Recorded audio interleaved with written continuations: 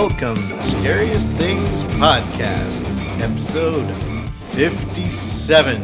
Yes. I am Eric Lee. And I am Mike Campbell, and joining us tonight we have a very super duper extra special guest. The dean of the Portland horror scene. Well, I like that. There you go. We give him his nickname is his own name. we have Jeff Dean, who is a host of the Horror Trivia Massacre here in Portland, Oregon, every other Tuesday at Home, a bar, of which he routinely shows me how little I know about the horror genre. And Jeff, it's great to have you with us today. Wow, what an introduction. Thanks, guys. It's great to be here. Do you really go by the dean of the horror scene, or did we just... Maybe I will now. Yes. I didn't hear about it till about 30 seconds ago. So The dean of the horror scene. That's called alliteration, my friends. That's right. Is that assonance? That is not alliteration. That's okay. That's Flying by the seat of your rhyming. pants, that's what that is, right? That's just- You just made that up right off the top of your head, and we're just going to go with Pulled it. it out That's of my just ass. spitting some dope rhymes for the kids. All right. Eric is dropping science tonight. Tonight, actually, we are continuing our ongoing history lesson for alls y'all. Mm-hmm. We have reached probably Mr. Campbell's favorite decade. I would for say horror. so, sure. We are starting up 1970s horror, 1970 to 1974, with a couple of Campbell cheat moves, I suspect. Undoubtedly. But what have we covered so far? Well, Where did we start? we started in the 19-teens. Yes. We did With Hexen and Der Golem. Dr. I don't think Caligari didn't make our list, I don't think. I think it might have made your list. Maybe. Yeah, but anyway, so we've been... Talked a lot of Phantom of the Opera. Yeah. And then we've gone through the Golden Age, all those Universal movies, went the Atomic Age, and the big stompy monsters. Recently, we passed through the 60s and the transitional horror international scene. And now we're sort of into a decade that many of you will recognize.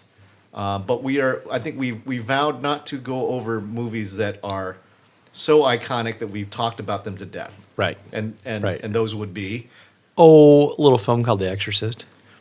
Maybe a little film called Texas Chainsaw Massacre. Right. And Maybe a little film called Jaws. yeah.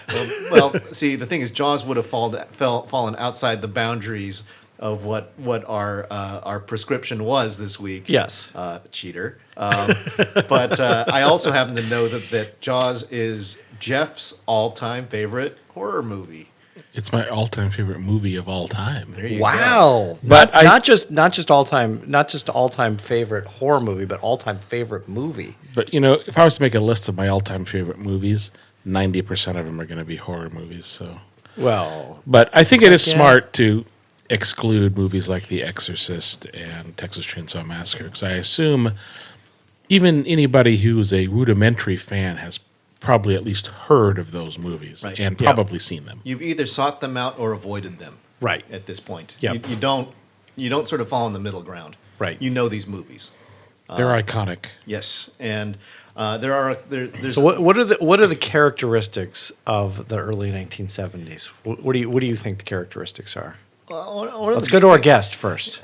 Okay, Not Jeff. you. Yeah, all right. Yeah. Let's go to the dean of the horror scene. Well, the I know what I know what your qualities and characteristics are. well, the 70s, especially the early 70s, is kind of like a different time because you had, the beginning of the rating system in like 68 or 69. Yes. Yep. So you do have a number of the early films which are still kind of stuck like in the 60s in a way. Yeah, But then that's you true. have a number of films that start to break out, and they really take advantage of the freedoms that they have Yeah. in the topics and the gore and the language and sexuality and all that kind of stuff that they can show. Yeah. And So This is when the gloves came off, straight off. yet you still had Hammer, but Hammer started getting Hammer was progressive languishing. yeah. This is Hammer lasted until like 76, I believe. Yeah. Yep. But they started to take advantage a little bit of some of the freedoms that were now, at least in the United States. England was a little bit different too. They were still kind of stuck more in the Puritan, regards in a way. Yeah, but I think they still. I think they conventionally lag behind the U.S. relative to censorship. They are still stricter relative to outright bans. Well, look like at the 1980s, they had the whole video nasties things. With those movies were actually, Evil Dead banned. Yeah. So Some are still banned. Still banned. I don't think you can see Serbian Tail in England. Although I think it's dubious as to whether anybody should actually see Serbian Tail. Different story. So, I think that there's the ascent of grindhouse in a real meaningful way. I think, and lots of exploitation. I think the 1970s, the early 1970s, was really when exploitation became very bifurcated. It became very segregated. And I'm not saying that in a racial blaxploitation. Not saying that in a racial element. It became segregated in terms of its topics. So you had sexploitation, you had nunsploitation, you had kung fu exploitation, you had biker gangs. You had biker gangs, you had werewolf biker gangs. If you listen to episode 56, you will learn a little bit more about werewolf biker gangs. But you had all these Hollywood decided to really, really compartmentalize all these different things. And truthfully, I don't know that actually you would point the finger at Hollywood. I think these are your I guess not. Yes, you would point your fingers at the mob who brought us all these great films. All those the seedy TV movie marquees that you would see in films like Taxi Driver, where you'd Times Square, the old grindhouse theaters, 42nd Street. When the money fled for the suburbs, the city was left with the rest of the stuff. Is that a tagline to a film? When the money left the suburbs, it should, or when the money left for the suburbs. That's got to be a tagline somewhere for some. When the money left for the suburbs, I know all they were left with was shit. All horror fans, depending on their age, have I'm sure a favorite decade that their favorite films come from. And for me, it's like the 70s, and I believe Mike said this too, is your favorite decade. For sure. Yeah, the 70s is my favorite. Mm-hmm. If people ask, what's your favorite decade of horror films, there are some, runners up there definitely that are close behind, but the 70s for me have, I think, what are my most favorite films are in that decade. Yeah, and hopefully we'll be getting to some of those. Oh, yes, we will. Yes, we will. So I think with that, we let our guest lead off. Absolutely. With Jeff. We're not doing a fearsome foursome tonight. We're doing terrifying trios. This is your terrifying trio. For all, there's one extra person. Yes. It's like, we're going to 9 films rather than 8 films. We got to cut it down. Giving you more for your money. Yes. That's right. All right. So number 3 on Jeff's. Alrighty. Number 3 on my list. Trio. Is a film from 1970, and it's funny that you brought up Hammer films because this is a Hammer film. Ooh. The Vampire Lovers. Oh yeah. It's adapted from Carmilla by Sheridan LaFanu, a story written in the late 1800s. And this is a co-production that Hammer did with AIP, American International Productions. And this film kind of represents what I was talking about. Like, Hammer is a little bit, I think one of the reasons why Hammer kind of died out in the mid-70s was because they really just couldn't keep up with the American horrors like Texas Chainsaw Massacre and The Exorcist, which were so far, removed from what the old gothic kind of stodgy Hammer films were. Mm-hmm. And Hammer, this is... what I like to call, there's a lot of bloodletting and heaving bosoms in this movie. So Hammer kind of like... and a lot of velvet, too. Yeah, so they kind of like, basically amped up the sex game because that's what they could do. Because it didn't cost a lot of money to, have these... You don't need special effects. Yeah, maybe some, but for you know, yeah, that's right. They couldn't keep up effects, gore wise or special effects wise. And they couldn't keep up with Russ Myers on the bosom front. Yeah, but basically, Carmilla is the story of a seductive vampiress who kind of comes into these noble towns and starts preying on innocent young nubile females because she wants to, she wants love. But then she cannot have love because she's a vampire. She needs to basically drain them dry. Mm-hmm. And, there's tons of lesbian overtones pretty overtly in this film. Which is something actually fairly new to movies in general. I think that this was super taboo. Actually, I mean, so much more so than today. But this is a groundbreaker in that way. Oh yeah. I mean, did we have because Vampiros Lesbos is this? I was early 70s too. That was like 72, I believe. Right, yeah. So this is a little bit before that. Yeah. And this is like really, it's a 14-year-old boy's dream, this movie.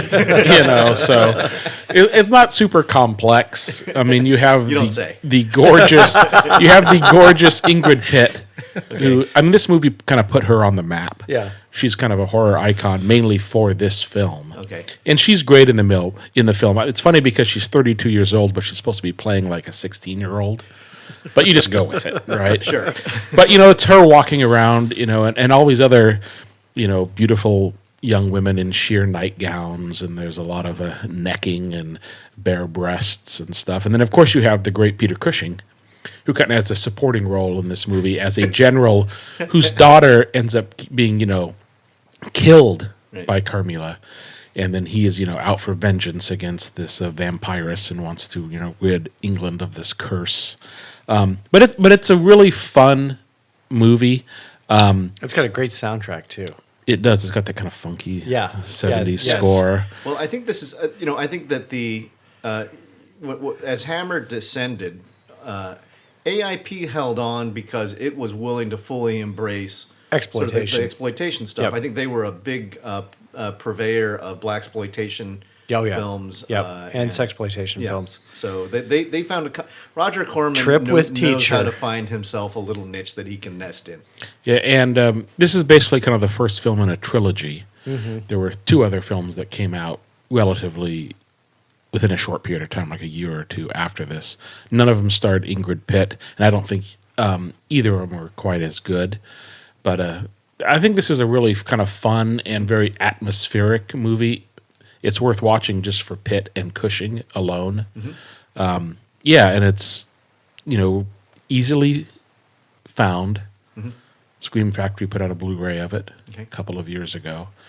And it's a great time. Cool.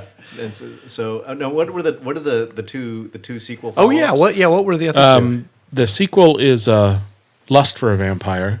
Okay. And then there's Twins of Evil. Ah. Which has Peter Cushing in it. Yeah. And like the draw at the time was you had these two twins played by Playboy Playmates. That was a thing back then. I kind of remember the Playboy Playmates or twins or both. Right, both. That was I think not to say that I'm an aficionado, but yeah, that's the whole Playmate twins thing. Oh, Pasha, you are too. But both those films are worth checking out, especially if you're a fan of the Hammer films. Now, thematically, they all run together, but do they run together? Does the story for those three films run together at all? I mean, say for the vampire piece, or not really? Somewhat. Okay. I mean, you do have in the sequel, it deals with the basically Carmilla Karnstein is her name, right? So they call it the Karnstein trilogy, basically. Okay. So that's the one link between them. Without Pitt. Yeah. So if you come to Portland and you're playing horror trivia with Jeff, you may get thrown the Karnstein curveball. He will throw that one. So just remember everything I mentioned tonight, and you'll do fine in trivia. There you go. So Campbell. All right, Eric. What if I talked about a little film called "It Drinks Hippie Blood"? I would say I don't know that I've heard this one before. You familiar with a little film that followed a group of hippies camping on a cove who are attacked by a creature that lives in the water? Are you familiar with this film? Is this Crater Lake Monster? No, but here's the thing that's interesting. I'm going to talk about a film from 1971 called Let's Scare Jessica to Death, but that was the original script idea and the original title for Let's Okay, Scare all right, Jessica to so- Death. so- And they hired a producer who took the original screenplay and they said, none of this makes any sense. This is completely not the film we were looking for. We need a much more darker, more serious tone. They rewrote the whole thing and it became Let's Scare Jessica to Death. Collision. But it started off We at you do and it- I picked this. We've got. well, that's we've got okay. Similar ones. We're down to 8 films then. No, I got backups. Oh, you got. Like, You just in always case. have backups. Always have backups. Yes, but did you know that was in your research? Did you know it was originally entitled "It Drinks Hippie Blood"? No, I did not know that, but I do remember that as the local townsfolk see the hearse pull up, they go, "Damned hippies!" Right. So they kept a little bit of hippie. So, of course, Let's Scare Jessica to Death depicts the nightmarish experiences of the psychologically fragile woman who goes to an old farmhouse on a Connecticut island. Of course, we've, I think, talked a little bit about this in the past, and the thing that's great about it is you don't know that, you don't fully understand if, like, Jessica has sort of just murderous rage towards men, her husband, if it's a mental condition, if she's like unnecessarily dependent on men, if she's maybe a vampire. Yeah. You don't know at the end of the day what you're ultimately dealing with. And that is, and I think we have talked a little bit about this before, although this film did not make the top 100. It's Which is awfully a- surprising. It's which a is a really, really good movie. Crying shame. Yeah. Really good. In fact, the Lincoln Center in Washington, D.C., in 2013, they penned an article about the film. They must have been re-showing the film. And the Film Society at the Lincoln Center said, the technical qualities of Let's Scare Jessica to Death are superb, with gorgeous cinematography and an audio track that takes on a life of its own. Each sound and image presents a hazy version of reality. And as the plot develops, we learn that the world around Jessica is scarier than anything her mind could concoct. The audio clues are amazing. Oh, and you get yeah. these like this churning, grinding sound, and Yep. it's and like almost it's Which an is- organic sound, but organic and mechanical at the same time. Which It's is- really off-putting. Which has got to be where Paranormal Activity ripped off that. I was going to go there too. Yeah, I ripped think off that idea. Yeah, I like this film quite a bit. I love it has like this very dreamlike quality to Yes. it. And like there's the one scene, where the girl comes coming out of the lake is very kind of nightmarish. Yes. And yeah, I can understand like the whole hippie thing because, Jessica's with her friends, which kind of seem like a bunch of hippies. Right. Kind of commune-y. Yeah. In a way. But yeah, it's a very kind of hypnotic movie. And it's very low budget, Yeah. Oh, yeah. but it's extremely effective and very spooky. Yeah, and I think it's really earnest. And Oh, my gosh, yeah. Zora Lampert, who plays Jessica, I never sensed that she was actually dangerous to anybody but herself. I think that she was fragile, and the risk was that she was going to go maybe kill herself or something like that. And because the one that you feared was Emily, who was the stray girl they found in the house, who they all sort of bonded with, and she turns out to hold a lot of surprises. Yeah. But they roll it out slowly, and you get that you wonder about the rest of the community. It has sort of the townies and the hippie kind of that interaction. I think is when it comes to full circle at the end, you realize no, they're not just sort of wary country folk. They have serious reasons why they've got it out for these kids who got the, and they're like hippies in their 30s. They're not like like teenagers who are these are actually, as the classic Eric's rule number 1. These are normal people put under extreme duress, and it's not like they're like the Friday the 13th kids who are just irresponsible and they got it coming. These are, these are I mean, they're adults. folks. They're not looking just to party and Right. Right. They're starting a farm, an apple orchard. So Yeah, the interesting thing about the director, John Hancock, is that he never really went on to do nothing else of note. He did a little Hill Street Blues. He did like a bunch of crappy TV shows, but he never did another horror film. He got fired off of Jaws 2 like 2 or 3 weeks in. Oh, Jesus. really? He was the He was the original director of Really? Jaws 2. He took it in a very kind of dark direction that Universal was not happy with. And I guess Roy Scheider was not happy with him either. And he got fired.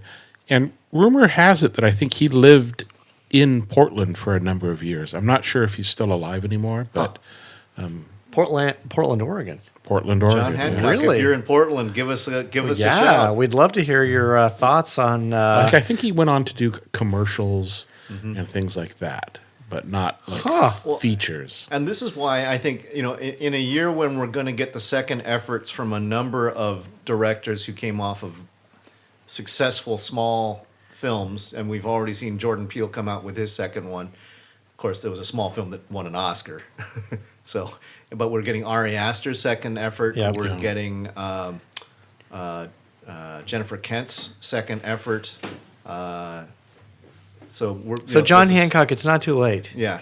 He, according to IMDb, John Hancock is turning 80 this year. So, John, come on, you got it in you. You know you can do it.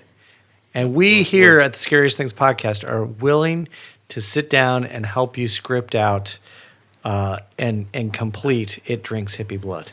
Well, maybe if he actually still lives in Portland, we can put feelers out, Yes, and maybe he'll come in for an interview. I love it. Exactly. Talk I about love it. Jeff, I Let's like the scare way you think. Jessica to death and talk about Jaws 2. But it being 80, you might say, what the hell is a podcast? Right? It's like radio, but Right.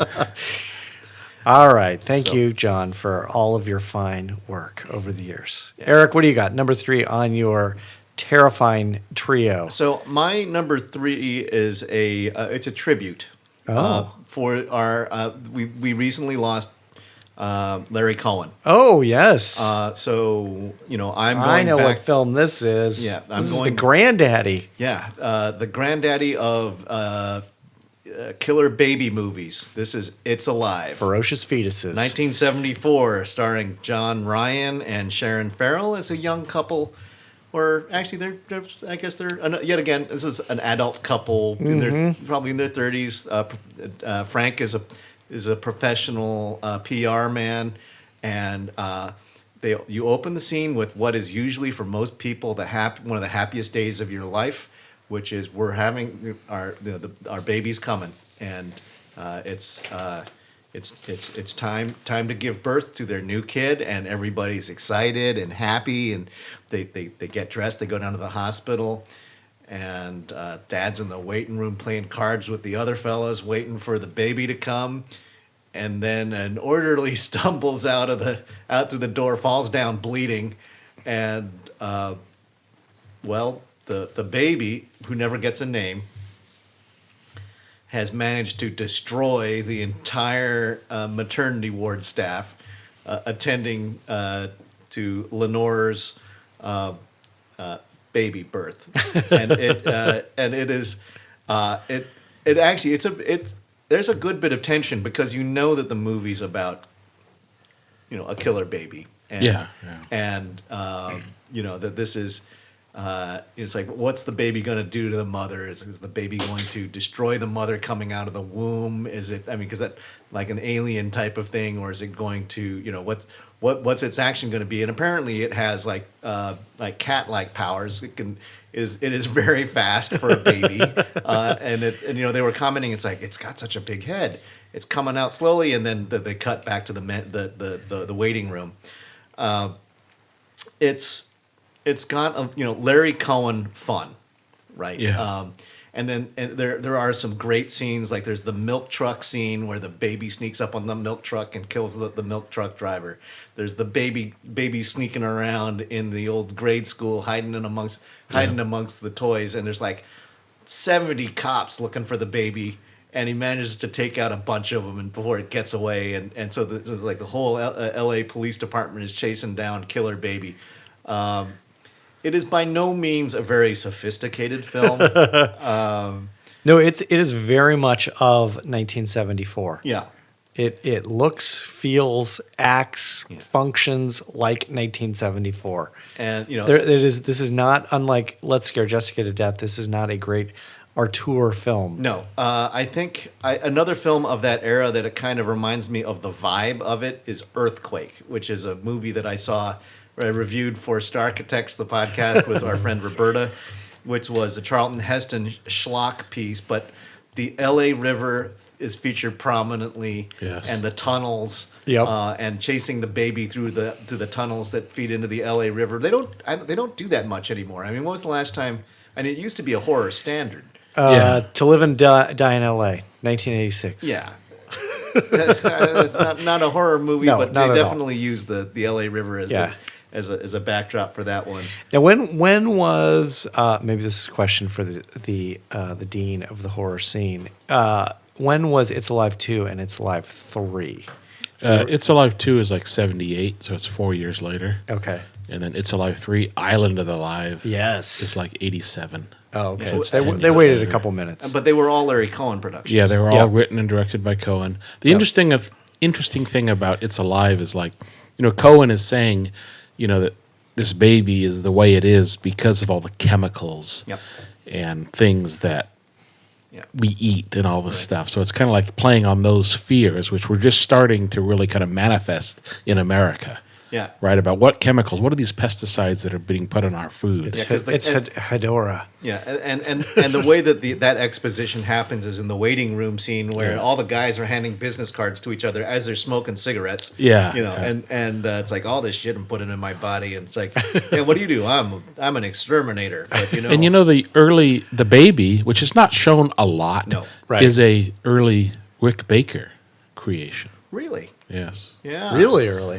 Gosh, he must have. 74, so he was pretty young. Yeah. It's like an early Rick Baker production. Huh. And I remember this movie, when this came out, I was probably 5 or 6 years old, but I vividly remember seeing the trailer on TV where they have this kind of slow pan in on a baby carriage. yeah, Right. the Yep. famous poster. Yep. Yeah, and then at the end of the little zoom in, that's all they show. It's just a slow zoom in, and there's a narration, which I cannot remember what it is. A little clawed hand kind of comes out of the carriage over the edge, and I remember that scared the hell out of me when I was like 6 years old. I'm like, I don't know what this is, but I cannot ever see You are a that. horror fan forever. That's I was all it just takes. like, I mean, you're like traumatized, but you're like, oh my god, what? You just can't stop thinking. And the irony is, there's no baby carriage in the movie. Right. Yes. Yeah. But I think the one thing that the big takeaway that I liked from it was seeing a classic family under duress, and seeing the different reactions between Frank and Lenore. Frank is feeling like his life has been ruined by this, that he's all this press that has fallen upon him, and that he doesn't want the attention. He just wants his job back, Right. Because he's been let go because he's apparently bad for business. And Lenore has gone completely inward and pretending that nothing's wrong. We're gonna make lamb chops. This is gonna be great. Hi, hey cops, how'd you like to stay for dinner? I mean, she's shutting everything else down, and it manifests itself wonderfully when the baby shows up at the house and the interactions with all that. Because they have one normal child Yes. who's a little Right. older than the, Yep. Yeah, the and baby. a kid actor who this was the only movie he did. So He is probably traumatized too. I don't want to do movies. But one thing I really liked about this movie is the character arc of John Ryan, the dad. yes, Yeah. Because Yep. at first he hates it. It's a monster. I don't want anything to do with it. Kill it. But by the end, he's like, "This is my child," Yeah. and he only wants, what any child wants, to be wanted, wants love. He doesn't like the Frankenstein monster. Sure. Yep. He doesn't Yep. understand what he is. Yeah. So I kind of like that whole character arc that he goes I through. also like the final move that he does with the baby. I won't describe what happens with the baby. No spoilers, right? Because you know what, you've got to see it for yourself. And, Yes. and I think for all horror fans, you do yourself a favor, in tribute to Larry Cohen, go catch It Lives. Oh, I'm sorry, It's Alive. It's live, and It Lives is a catch the whole trilogy too, because they're all good in their own right. So that was my number 3. Jeff, what's your number 2? My number 2 is from 1972. All right.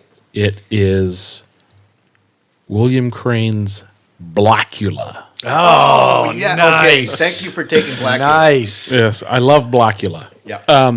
I think this movie is a lot better than its campy title. Yes, it is. Really. It Oh, is. yeah. I mean, you say Blackula, people chuckle and they're like, oh, it's ridiculous, kind of campy, play on Dracula. But basically this stars the great William Marshall as Prince Mamawalde. Mm-hmm. And the film starts with the prince and his wife visiting Count Dracula in the 1700s. And they're trying to negotiate, the slave trade and, please don't take my people from Africa and stuff. And then Dracula makes a move on the prince's wife. And Prince Mamawalde gets very, very upset. And basically Dracula ends up biting Prince Mamawalde, turning him into a vampire and sealing him in a coffin for 200 years. And basically 200 years later, some people find Dracula's castle, loot it, bring it back to America. There's a coffin there. They open it up. Ooh. Blackula is unleashed upon the world. Two very effeminate interior designers. Yeah, it's very stereotypical. Yes. Those are a little cringeworthy, those two characters, Yes. right? In the 70s. They are the ones that loot the castle, yes. Yeah. And so Blackula is released upon 1970s Los Angeles. He ends up finding a woman who resembles his long dead wife and is obsessed with connecting with her. And the interesting thing about this movie is Blackula is not a villain. He's really kind of the hero of the movie. Yeah. He's a tortured character, doesn't understand why he is the way he is. I mean, he was forced to become a vampire, wakes up 200 years in the future with bell bottoms and all this discos and all this stuff. Where'd you get that cape? Yeah, but That might be the but best he line is of all. so good in this movie. He's regal. Yeah, he's fantastic in this movie. his sideburns are regal. Oh yeah, he's William Marshall to the core. Yeah, I mean he's He's got a such regal he's got a actor. Shakespearean voice, and he's just so debonair, and the soundtrack by Gene Page is just the epitome of kind of 70s funk. Mm-hmm. So damn good. Yep. It's on my Spotify playlist. I listen to it all the time. But yeah, it's a fantastic movie. And it plays a little bit on the whole Dracula thing with Blackula discovering his long lost love and trying to connect with her. But it's got a very kind of tragic ending. Mm-hmm. The sequel, Scream, Blackula Scream, which was released a couple of years later, is With that. Pam Grier. Yeah, Pam that's a Grier. great movie too. But he's pretty much pure evil in that movie. I think he's just screw it, man. I'm not going to be the nice guy anymore. Although I think he does. I think when he shows up as Mamawalde. In the first one or the second In one? the second one, where they're having the house party. Yeah. And he's able to walk through there and just sort of observe. You know, I think that, but I think part of the fun with Scream, Blackula Scream is that the supporting cast are they're a fun bunch of characters. Yeah. From the there was the whiny, the Weasley guy. Right. He's got the kind of Renfield type guy Yes. in this, but he's who dresses he's full on blaxploitation pimpware. Yeah. You know, and it's did you see did you watch Horror Noir yet? Yeah. That's a great documentary. Yeah, I think it's wonderful to sort of to put this into perspective because, I think some people may say that the nature of exploitation films is they're taking advantage of, caricatures, but at the same time, this was an opportunity for black folks to see a horror movie that is all. It's about them. Black culture. It shows, And- people with their same skin type being in movies, Yeah. which Yeah, up they're- until then, Yeah. I mean, I understand the term blaxploitation may sound a little degrading, I think, but I think, for that subset, it's extremely important Yeah. to Oh, see yeah. themselves represented Yeah. on the screen. And this was really kind of the first, of the blaxploitation horror films. Yes. There's not a whole lot. I No. mean, there was this one, there's like Blackenstein, Dr. Black and Mr. Hyde. Sugar Hill is another Yeah. great one. But this is definitely, I think, the high point is the first one, in my opinion. Oh yeah. I don't Yeah. think that's unquestionably. It almost made my list. Yeah. I think, and as I was sorting it through, and I didn't pick it because I suspected Mr. Campbell might have picked it. I didn't pick it, but what I did pick for my next film is a little movie called Four Flies on Grey Velvet. This, of course, is the 1971 giallo film directed by Dario Argento. This is the third in his Animal trilogy, preceded, of course, by Cat of Nine Tails and the Bird with the Crystal Plumage. This is an awesome film. Speaking of soundtracks, this soundtrack is just like this was the soundtrack Argento apparently really wanted initially a really heavy rock sound, and he sought out the talents of the Deep Purple. Oh. And Deep Purple was like, no, man, we're busy with other stuff. So he got, of course, Goblin, and then that was the match made in hell. That's right. And they, History of course, was yes, made. yes, history was made, and then they went on to do tons and tons of stuff together. But the film basically involves a rock drummer, Roberto Tobias, played by a guy named Michael Brandon, who is confronting a mysterious stalker. There's always a mysterious stalker in an Argento film, and he confronts this gentleman in this large sort of concert venue, inadvertently stabs the stalker. But as he's stabbing the stalker, he realizes that there's a person up in the balcony taking photos of him while he is stabbing said stalker. And then the next hour and 40 minutes, you slowly unravel the mystery behind the original stalker and then the stalker of the stalker, with lots and lots and lots of giallo. Lots of hard rock and music brought to you by Goblin. Lots of sessions of the rock group practicing in the studio, recording their album. Lots of scenes of the interior of record stores with the stalker stalking them in the interior of record stores. It's a great film. Much like in a lot of the same ways that It's Alive, really captures a very, very specific era. I mean, this really captures early 1970s Italy.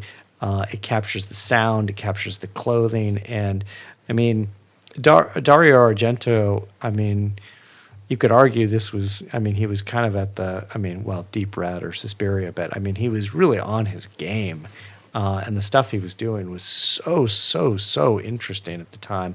I mean, it was a lot of Hitchcock moves, a lot of Brian De Palma moves, lots of point of view kind of stuff, lots of voyeuristic stuff, and a lot of stabbing in the eyeball kind of stuff. So since you are a Argento fanboy, Yes. where do you put this? Where do you rank this amongst the Argento films? Oh, I think it's probably, I would put it like in the top 3 or 4. I would say like Deep Red, and then Deep Red, Suspiria, and then probably this one.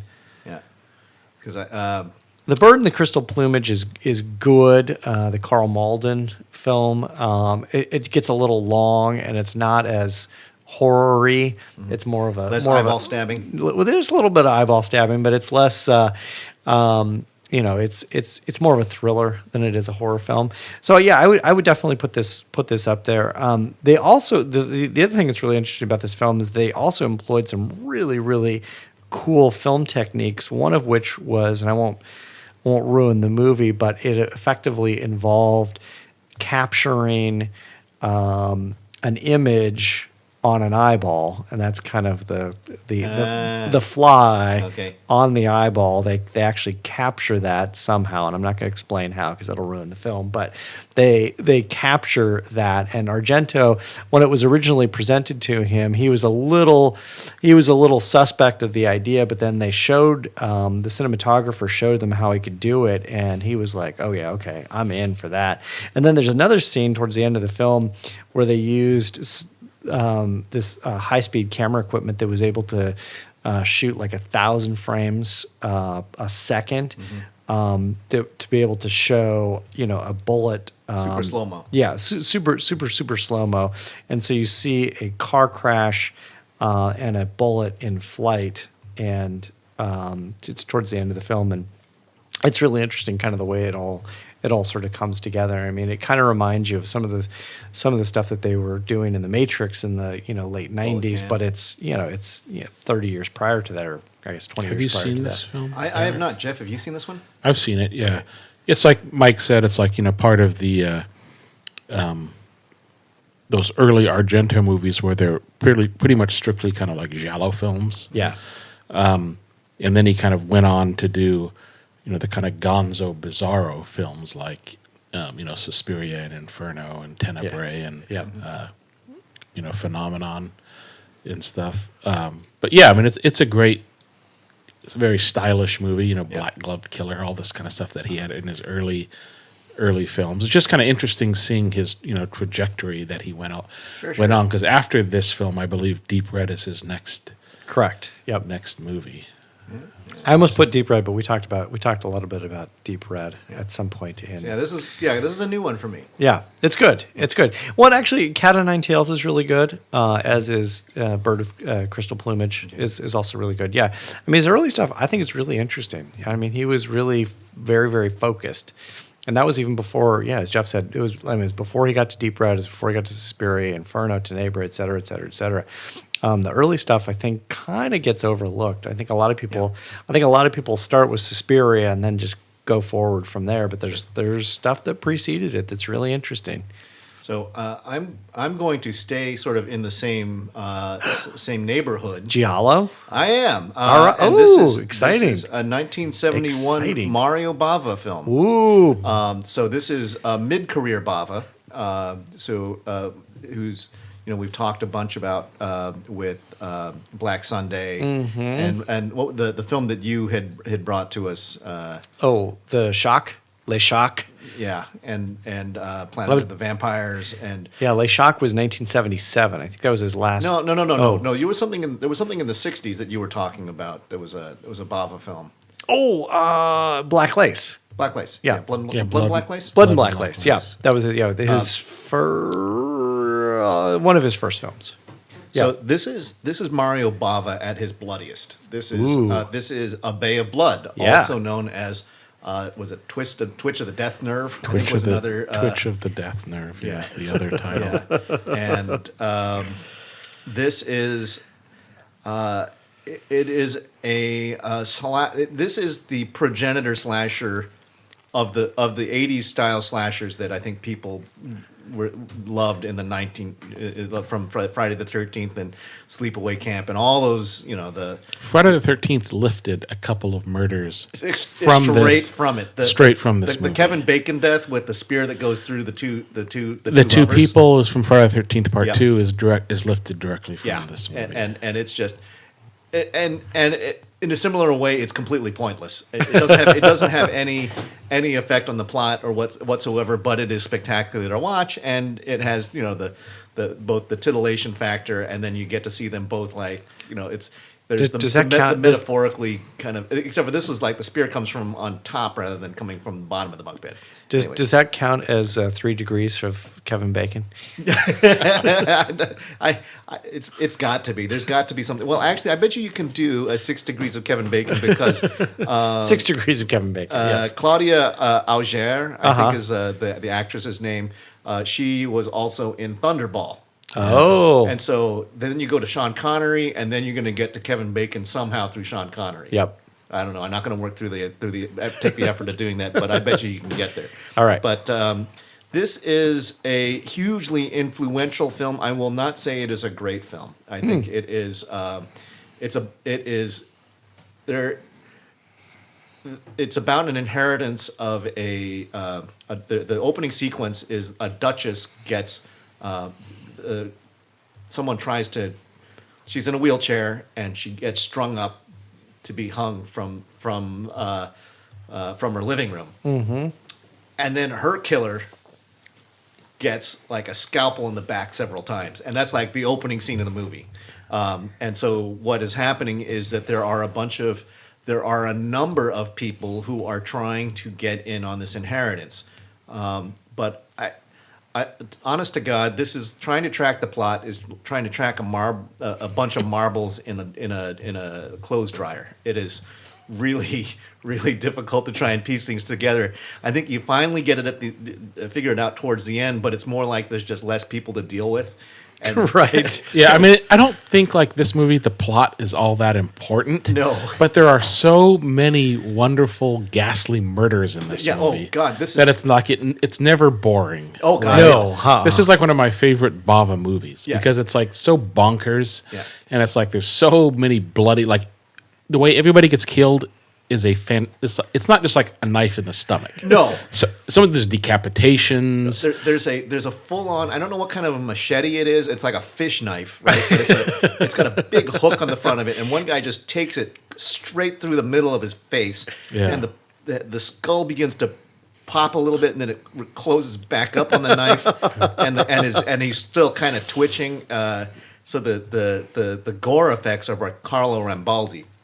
Yes. So a master of this, and I think this is like his efforts they do not go to waste. There are multiple spearings. There's a couple of strangulations. There's a lot of people who die in this movie, but it's.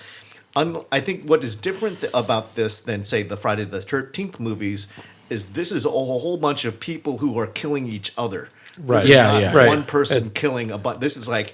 These people are they're all these greedy bastards, all trying to get the money. Yeah. And with a fantastic little hook at the end of the last two murders in the movie Yeah. are not what you expect. Which is, and then it's like, and end credits, and it's happy. Very strange in that way. I think this is In 1970... 71. 71, all right. so this is, there is the side plot of there's a bunch of teenagers who hear about the heiress, and then they're just sort of checking out the beach house, and they just sort of wander in the house and decide, hey, let's have a big sex party, and so lo and behold, they become target practice for the various killers in this. I don't know why they necessarily had to get dispatched, but it was sure fun in the process. I think it is madcap giallo, sort of a slowly closing circle of death, and I think that's probably the best way to describe A Bay of Blood, aka Twitch of the Death Nerve. I love this movie. It's so Yeah, much fun. It is. It's That's a great like- film. yeah. So that's my number 2. All right. Jeff's number 1. All right, my number one. When you guys asked me to do this show and we're going to do 70 through 74, I cannot pass up the opportunity to talk about one of my favorite movies of all time, Okay. which is 1974's Phantom of the Paradise. Yeah. Written and directed by Brian De Palma. Yep. Yes. Speaking of Brian De Palma, which we just uttered his name. Basically, this is a horror musical Yes. about a composer that sells his soul so that the woman that he loves can perform his rock opera that he has composed at the grand opening of the Paradise, which is owned by a nefarious gentleman named Swan, played by the great Paul Williams. If anybody who grew up in the 70s knows who Paul Williams is. Anybody else probably, you don't know what the hell I'm talking about. But Paul Williams was like a very, very famous singer-songwriter in the 70s. If anybody knows the Muppet movie, he wrote Rainbow Connection. Yes. Yeah. But, And he was just in Baby Driver. Was He he? showed up in Baby Driver. Paul Williams? Paul Williams. Wow. There's a great documentary on him on Netflix Yeah. that aired a couple of years ago. And he's But the most unlikely looking of celebrities, too. that's right. He's a very kind of, short, kind of goofy looking Very guy. short. Very short. Slumpy little guy. Which yeah. I love the casting of him in this movie because he's basically the baddie in this movie. But yeah, this is a musical, and it came out a year before the Rocky Horror Picture Show. I think this is the better movie. Nothing against Rocky Horror Picture Show. It's not, honest to God, if you take the music out of Rocky, it's not hard to beat that movie. The quality of that movie is, But yeah, But it's a got great soundtrack. Yeah, it has a fantastic soundtrack, and this soundtrack, which is completely done by Paul Williams as well, Okay. Oscar nominated for best score of 1975. It did not win, Okay. but it was nominated, so it got a little bit of recognition there. It stars William Finley as the composer Winslow Leach, who basically gets kind of screwed over by the owner of the Paradise, and basically gets disfigured and begins to haunt the Paradise. So you have a couple of classic horror elements, primarily Phantom of the Opera, the Faust legend, and Picture of Dorian Gray that are all kind of mangled into this, Yep. kind of 70s rock show. I kind of call this like the ultimate cult film. It's got so many fantastic elements. The casting is great. It's got the beautiful Jessica Harper as our lead Phoenix in the movie. Garrett Graham as Beef, who's just hilarious. And it's directed by De Palma, and De Palma was kind of like he loved Hitchcock. And there's a great kind of parody of the shower scene in this movie, because he kind of put a lot of the elements of Hitchcock in a number of his movies, like Dress to Kill. Oh, yeah. And Was this Untouchables. before or after he did Sisters? This is right after This Sisters. is 73. Yeah, Okay. this is right after Sisters and right before Carrie. Wow. So it's That's early. a good. early That's De Palma. that's a solid That's a run right 3-year there. run, yeah. That's a Yeah, I think he's solid kind run. of underrated when it comes to Super kind duper of his underrated. Yeah. horror output, because I think a lot of his films are actually pretty good. Dress to Kill is it's very reminiscent of Psycho, but it's still a very stylish and well-made movie. Yeah, And very, very absolutely. entertaining. Absolutely. But yeah, Phantom of the Paradise is, I think, like just fantastic. And on a side note, like our team, the Juicy Fruits, when we played trivia, was taken from Phantom of the Paradise. Okay. It's one of I the didn't put one of the and together. Yeah, band nice. one of the band names is the Juicy Fruits. So it's not on the candy. We didn't base it on the candy. Yeah, see, that The chewy candy that I was- is just awful. Really, just gets stuck in your Yeah, no, molars. it's like those things are molar busters.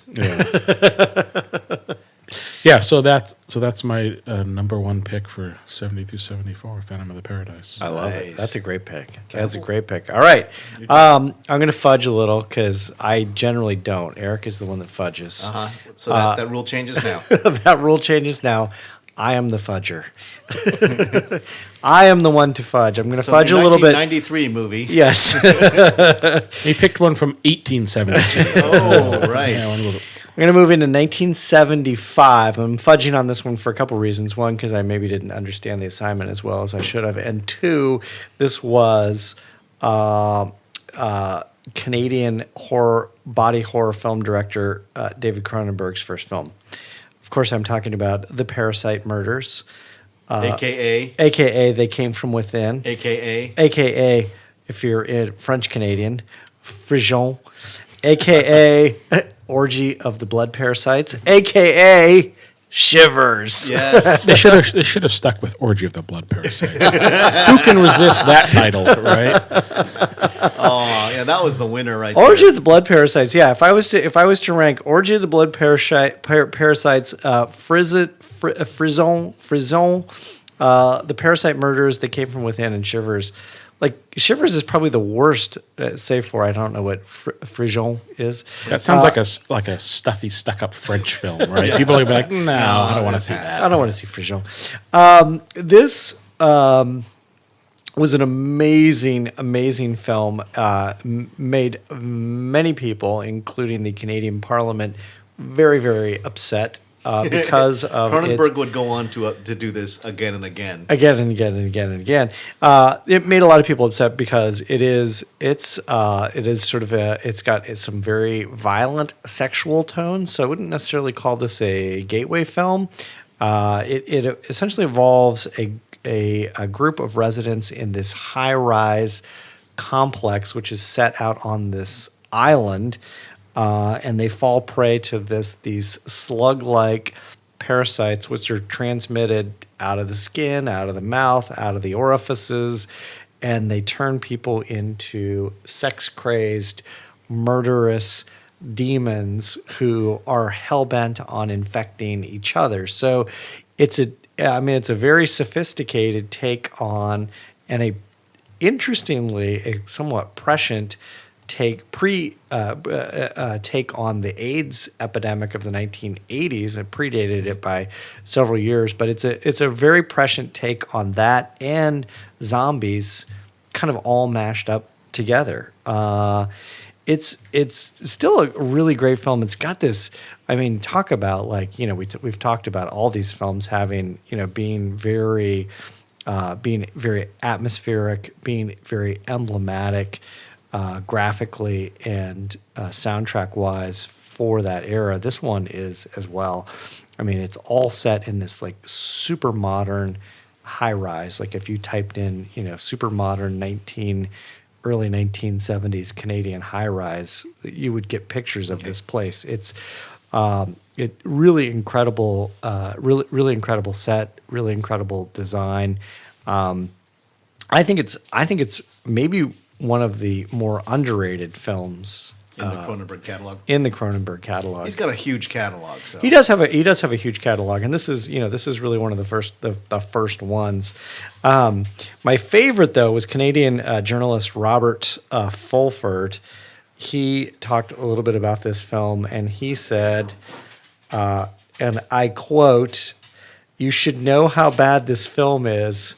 After all, you paid for it." He called the movie crammed with blood, violence, and depraved sex, and the most repulsive movie I've ever seen. Because I think this movie was partly funded by It was. government. by the government. It was, right? yes. So they were kind of like, it was why funded by the did we- Canadian Development Good on you, Corporation. Canada. Yeah. Yeah. Yeah. And this movie does star the beautiful Barbara Steele. That's right. Oh. She has Yep, she does. She's one of the tenants in the high rise. And she's one of these sex-crazed lunatics at the end of the film.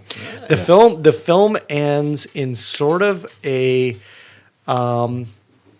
it's kind of got, I'm not going to spoil it exactly, other than to say it sort of ends in this kind of Dawn of the Dead type quality.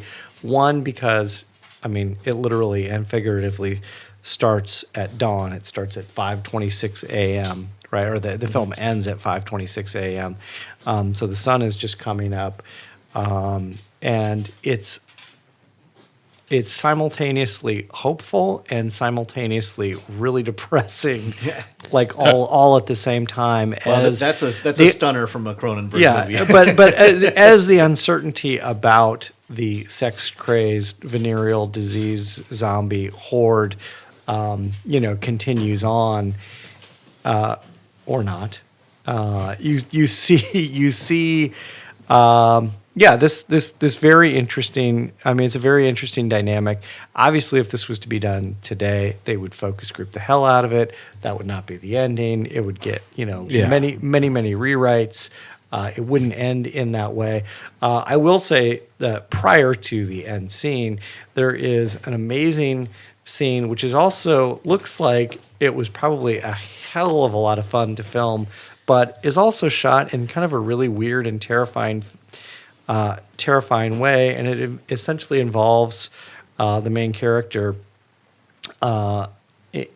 being attacked by the sex-crazed mutant venereal disease zombies in the community pool at the condominiums. Nice. Which you would think, that's a pretty good thing, Well, but it's not. Was his second film Rabid? Was that his- That came after this. So Yeah. so two VD movies in a row. Right. The funny thing while watching this, I always thought like it didn't look too bad to be infected, right? I'm just like it looks like a fun time, sex starved, and everybody else is sex starved, so it's like It's what's so bad about this? It's an orgy disease. Yeah. Yeah, so why What could possibly go wrong? why are you Yeah. fighting it?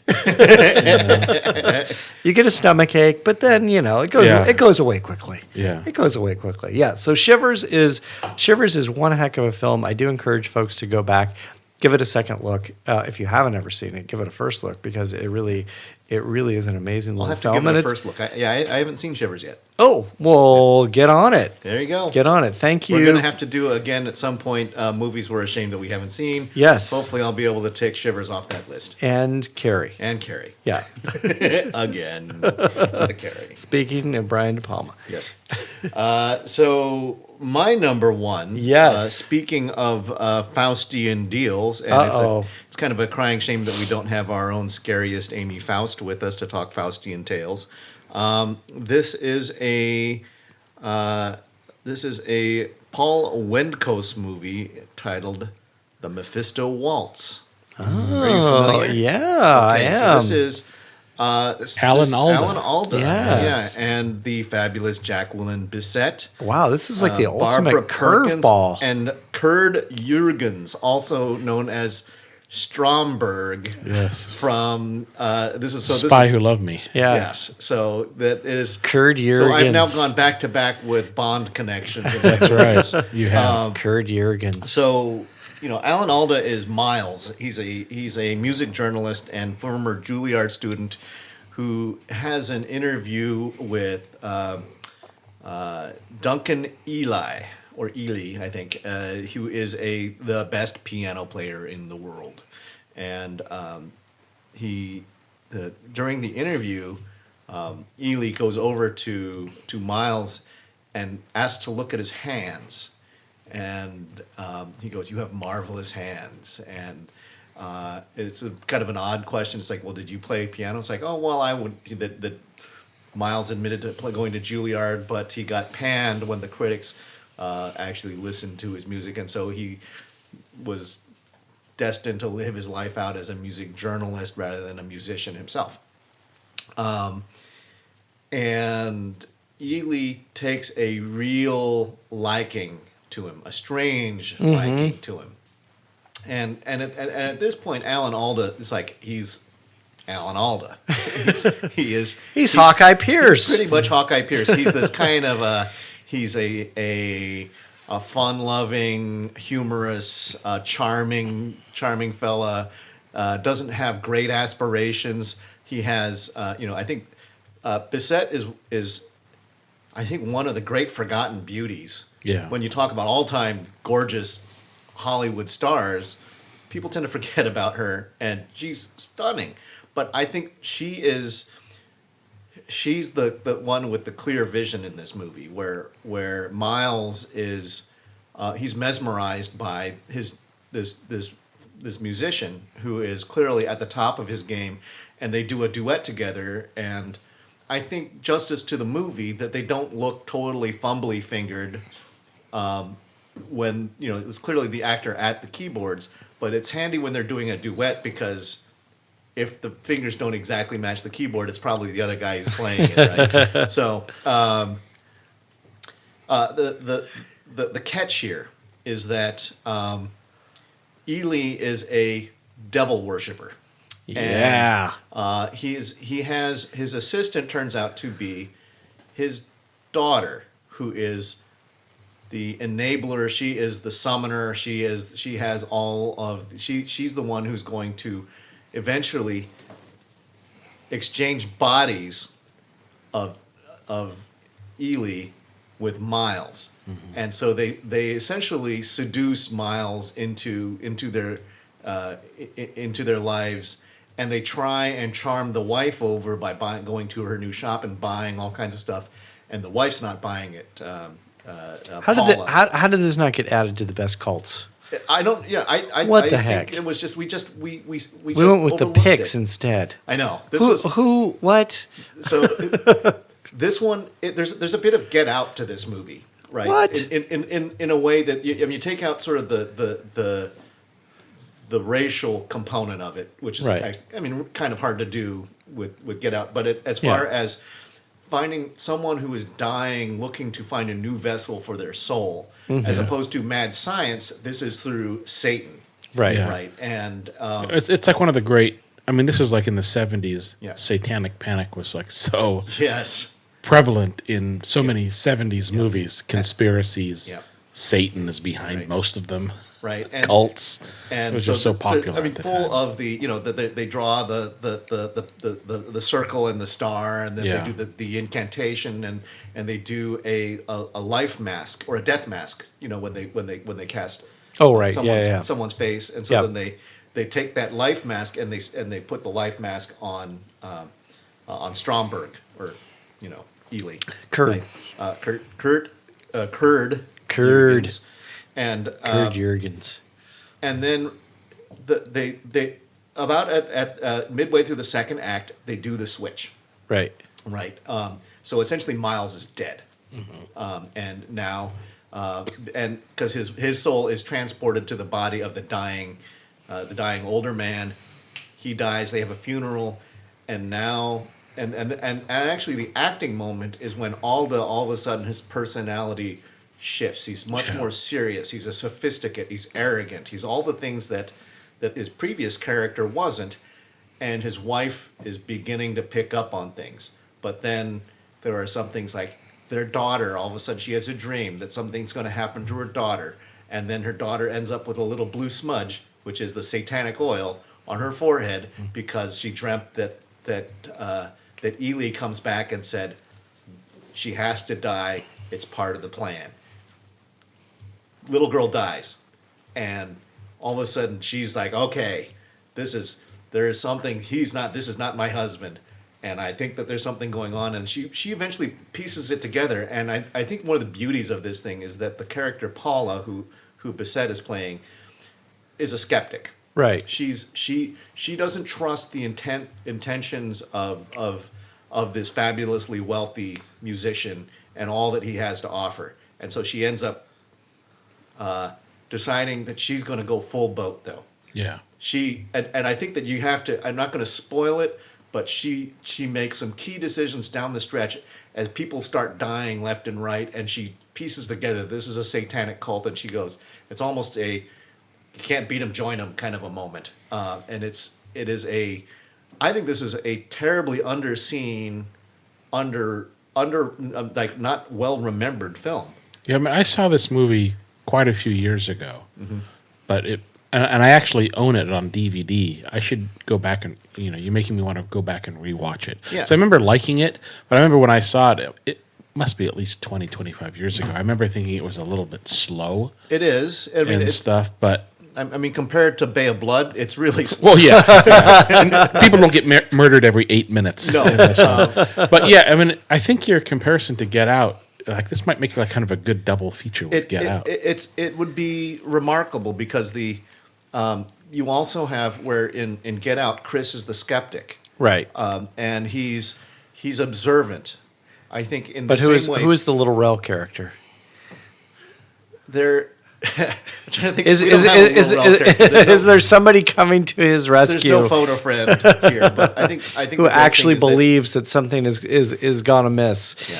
I think you have to respect a movie where the protagonist is where you have a cautious protagonist, and then you let you let the Alan Alda character play that dual role, and you can see him get protective of his daughter, who he had an incestuous relationship with. It's got all kinds of crazy, interesting layers to it, and I think it surprises me a bit that this wasn't a big hit at the time because of the. But I think this precedes Alda as a MASH character, so he was still a bit. He was a younger actor who wasn't well known at this time. So I thought Aldo was good at playing like the everyman.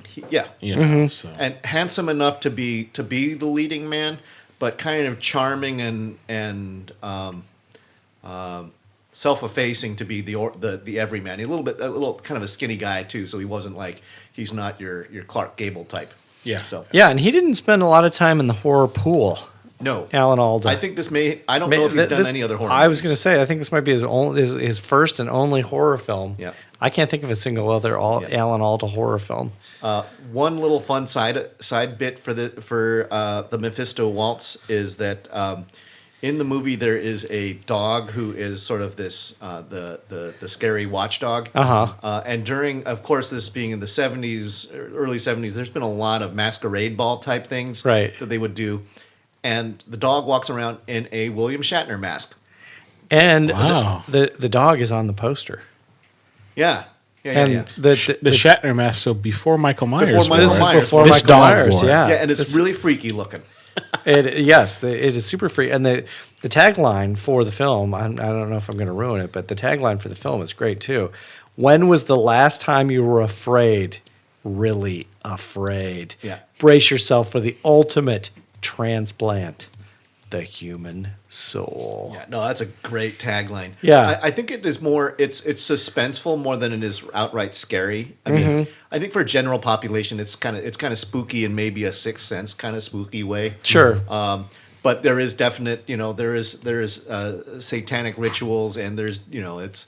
But again, if you're looking for machete swinging, bloodletting, go to A Bay of Blood. So that's my number one. All right. We've gotten to the end of our 70s terrible trios. Yes. Let's go down our list again really fast to remind folks what we chose tonight. Eric, what did you choose again? Okay, for quickly. my first movie was 1974, It's Alive, directed by Larry Cohen. My second movie is 1971's A Bay of Blood, for which we've been talking a bunch about the machete action. Yes. And the third film that I have on my list is the 1974 film The Mephisto Waltz. And our guest, Jeff, you chose. The 1970 Hammer film The Vampire Lovers. Nice. Blackula from 1972, starring the great William Marshall. And Phantom of the Paradise by Brian De Palma from 74.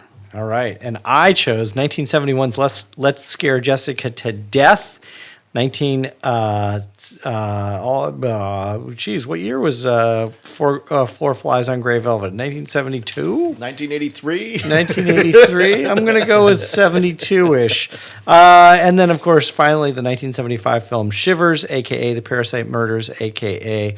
They Came From Within, a.k.a. Frisians, a.k.a. Orgy of the Blood Parasite. All right. So, great. Man, I think if you stuck with just this list, if you went and watched these 9 films, I think you would have yourself a solid understanding in the 1970s. Absolutely. I think we've covered all four corners. This is foundational. Yes. You'd have a fantastic weekend. Yes. Oh my God, would you ever? We had stalkers, we had slashers, we had satanic cults, we had rock opera, we had We had a musical, you had lesbian vampires. Oh my God. I mean, really. Who could miss with All that? bases are covered for a good time. ferocious fetuses. Yeah. All right, grave digging. What do you got? So I got an unexpected message from periodically we'll get something into the Scariest mailbox. And I got something. I got a marketing company said, "Hey, we're doing this fun little campaign where we're reimagining our favorite horror scenes and putting them as toddler pop-up book moments." Oh, yes. And I went, "You got to be kidding. I got to take a look at this." and they are so fun. They are. And they've distilled it down to the very essence of, these are the real, top shelf classic moments. Think Jaws, think Aliens. Yeah, and actually they were good enough. They just recently sent me 2 that they haven't been using any of their promotional material. So we've got a couple of extra ones that haven't been published yet. Oh, cool. But it's from a woman named Lindsay, who is a graphic artist, and that also got me to thinking about the true gateway to horror, and that's what is the very first thing that wanted me to be scared, and that is Pop-up books. yeah, kids' books. I think well, and so I was sort of did a little bit of a synopsis on. If you happen to have a 5-year-old kid who you want to get into scary things, we've gotten, there were a number of childhood books that I still have those books. And that they were some things that just, they were creepy enough that it's like, oh, do I turn the page? Right. Oh, and it's like, read this one again. And I'm sure everybody has a childhood book in their past. Like, Jeff, do you have your first memory of of something like that? I think it was like Penthouse Letters. Scare you in a different way. No, yeah, I mean, I remember like my You can parents do had what? had these like animal encyclopedias that I would look through, and there was one like on bugs and insects, and there were all these pictures, and I remember that scared the hell out of me. It wasn't a pop-up storybook, Right. But I remember like always being drawn to it, but then afraid. But I'd still always pick it up. I gotta look. I only made it like 10 pages in last time, and then Yeah.